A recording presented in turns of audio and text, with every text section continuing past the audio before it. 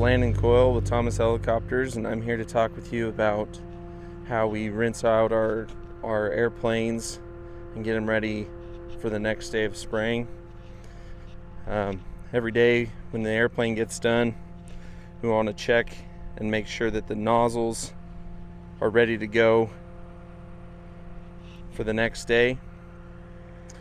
So we have a water pump here connected to our mixer, so I will supply it by fresh aircraft fill, and I'm going to turn on the pump to just give it a little bit more help.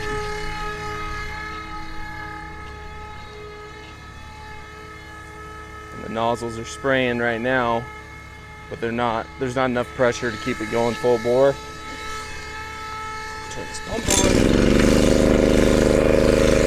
Here we can walk by and make sure there's no plugs, no leaks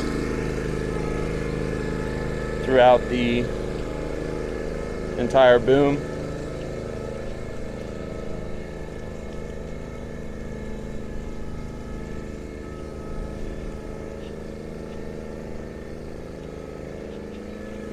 Usually what we'll do is when we're doing fungicide work or anything that's sticky, we'll first blow it out the end until the water runs clean. Shut that off. And there we can test all the nozzles.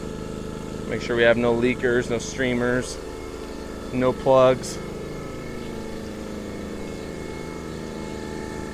And when we do this, we're pressurizing the boom from the opposite end, so the money handle works backwards.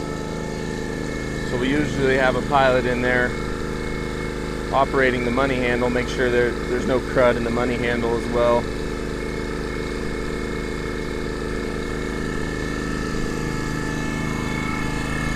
Pretty simple concept, just 3" down to 1" into a cam lock at the end with a valve, so we can always shut it off.